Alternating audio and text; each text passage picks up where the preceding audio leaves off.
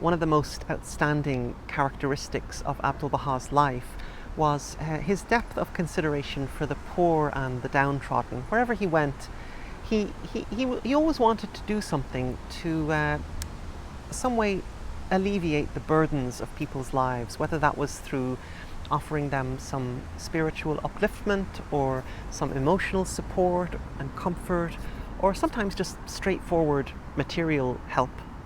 And so when Abdu'l-Baha came to New York, he was of course well aware that there was a great deal of homelessness in the city, and he really wanted to meet some of the homeless people in New York and do something practical to help them.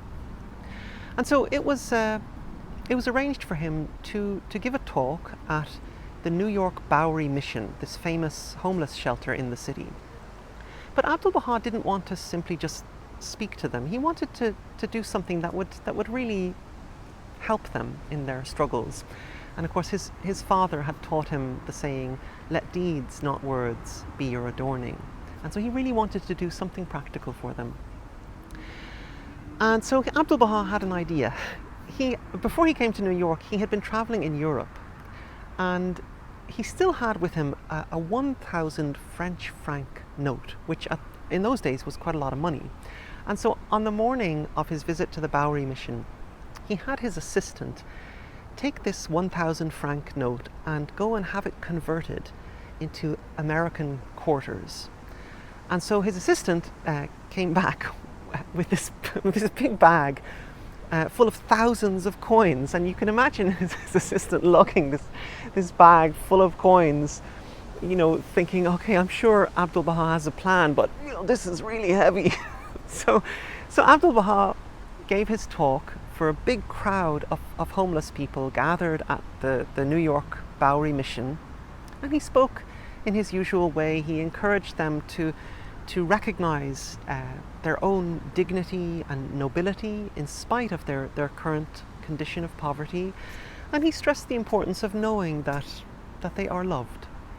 But what really was most outstanding about this talk was the humility with which he spoke to these people. And at the end of his talk, he actually asked all these struggling, desperate people to accept him as their servant, and he requested that he could greet each one of them personally by the door. And so here's what he did. Abdu'l-Baha stood at the door of the New York Bowery Mission. He summoned his assistant to bring the bag of quarters, and he placed in the hand of each of those people a handful of coins to cover the cost of a bed for that night. Handful after handful after handful. And there was actually one man who was so entranced by Abdu'l-Baha that he said he was never going to spend these coins, neither on a bed or for anything else, because he walked away saying, that man was a heavenly man, and his quarters are not like other quarters. So there's actually a coda to this story. After Abdu'l-Baha left the Bowery that day, he went back to the building where he was staying, and he saw the maid going through the corridors, doing her daily rounds, cleaning the rooms. And Abdu'l-Baha still had a bunch of coins left from the Bowery.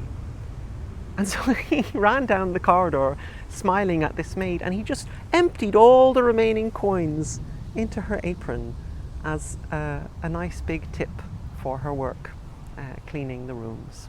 So the day that Abdu'l-Baha visited the New York Bowery Mission just turned into an extravaganza of generosity and giving.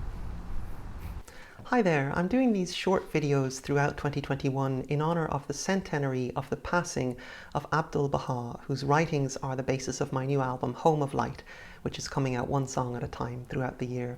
All these short stories come from this book, Vignettes from the Life of Abdu'l-Baha, by Anna Marie Honnold, and I hope these little anecdotes give us some glimpses into Abdu'l-Baha's life during this special year.